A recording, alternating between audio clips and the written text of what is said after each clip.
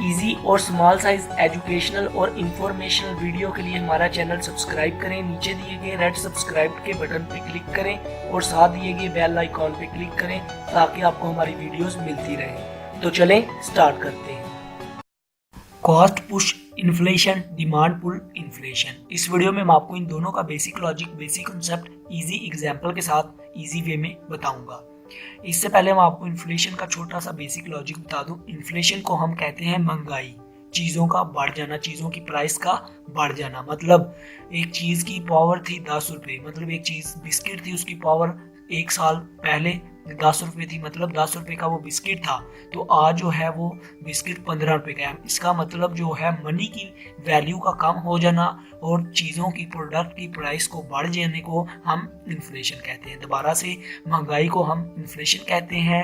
मतलब एक चीज़ जो बिस्किट है, एक प्रोडक्ट की प्राइस का बढ़ जाना और पावर ऑफ मनी का कम हो जाना, पैसे की वैल्यू का कम हो जाना इन्फ्लेशन कहलाता है। अब कॉस्ट पुश इन्फ्लेशन क्या है? Inflation whose initially cause is a rise in a production cost। मतलब जो प्रोडक्ट बन रही है, जो मार्केट में प्रोडक्ट डाल रहा है, जो लॉन्च कर रहा है, जो उसका सप्लायर है, जो उसका मेकर है, जो प्रोडक्ट का इन्वेंटर है, जो प्रोडक्ट बना रहा है, वो जब सप्लायर के पास जाता है, उससे रॉ मटेरियल खरीदता है या जिससे भी या खुद रॉ मटेरियल बनाता है, जो उसके ऊपर उसकी कॉस्ट है, प्रोडक्शन की, लेबर की कॉस्ट बढ़ी, मशीनरी की कॉस्ट बढ़ी या बिजली की कॉस्ट बढ़ी या किसी ऑयल की कॉस्ट बढ़ी या कोई भी वो रॉ मटेरियल जो प्रोडक्शन में इस्तेमाल कर रहा है, कोई भी वो चीज़ जो प्रोडक्शन में इस्तेमाल कर रहा है, उसकी कॉस्ट बढ़ेगी तो ऑटोमेटिक वो लॉस में तो नहीं ना जाएगा, वो अपनी जो प्रोडक्ट बना रहा है, मेक कर रहा है, उसकी भी प्राइस बढ़ा देगा। तो जब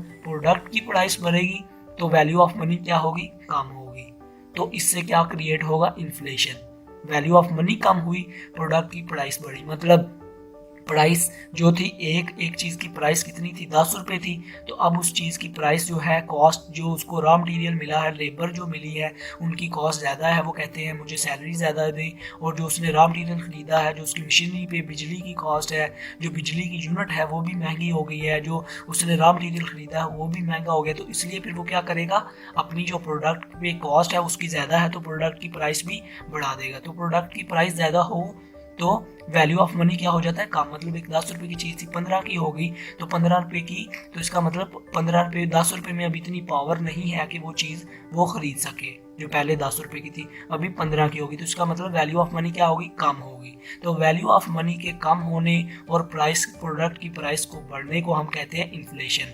तो ये जो कॉस्ट की वजह से इन्फ्लेशन होती है, मतलब कॉस्ट को, जो मैंने सारा प्रोसेस बताया कि कॉस्ट जो है उसकी रॉ मटेरियल पे, उसके लेबर पे, उसकी जो भी वो प्रोडक्ट मेक कर रहा है, बना रहा है, इन्वेंट कर रहा है, उस पर कॉस्ट ज़्यादा आई, तो इसका मतलब उसने प्राइस भी बढ़ाई, तो उसकी प्राइस की बढ़ाने की वजह से इन्फ्लेशन क्रिएट हुई। तो इसको हम कहते हैं कॉस्ट पुश इन्फ्लेशन। आगे है डिमांड पुल इन्फ्लेशन। इसकी हम डेफिनेशन को जल्दी से रीड करते हैं कंसेप्ट से पहले। Inflation whose initially cause is aggregated demand exceeding aggregated supply at the current price level. Simple सा इसका भी लॉजिक है।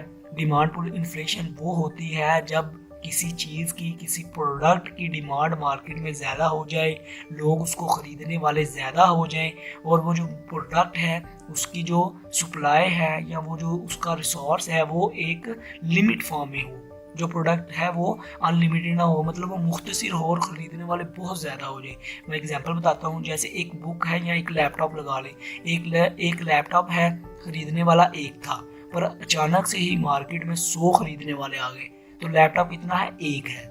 तो डिमांड बहुत ज़्यादा लोगों की थी और ख़रीदने वाला एक था। जब एक ख़रीदने वाला था और एक ही लैपटॉप था तो उसकी प्राइस कितनी थी? मतलब 10,000। तो जब उसने देखा सप्लायर ने कि मेरे पास एक ही लैपटॉप है और ख़रीदने वाले जो हैं 100 हैं, तो यार ये तो मुझे लाख रुपया भी देंगे लैपटॉप का, इनमें से जो मजबूर है वो तो लाख रुपया भी देगा क्योंकि ख़रीदने वाले बड़े हैं। तो वो कहेगा भाई इसकी प्राइस लाख रुपये है, 10,000 से लाख रुपये, क्योंकि मार्केट में सिर्फ एक ही लैपटॉप है उसके पास है बेचने वाला। कॉमन सी एग्जांपल है। इसकी वजह से इन्फ्लेशन होती है कि मार्केट में जो प्रोडक्ट की सप्लाई है वो लिमिट हो और डिमांड लोगों की ज़्यादा हो जाए। तो उसकी वजह से डिमांड या उसकी वजह से इन्फ्लेशन क्रिएट होती है, क्योंकि प्राइस जो है सप्लायर बढ़ा देता है। लोगों को ये मजबूरी का फ़ायदा उठाकर, या लोगों की इस तरह जब ये देखें ना, आप देखते होंगे शॉर्टेज ऑफ मतलब चीनी की शॉर्ट हो जाना, आटे का शॉर्ट हो जाना, तो इस तरह की छोटी मोटी हमारे जो इंडिया पाकिस्तान है इधर चलते रहते हो, तो ये भी एक इन्फ्लेशन का बाइस बनता है।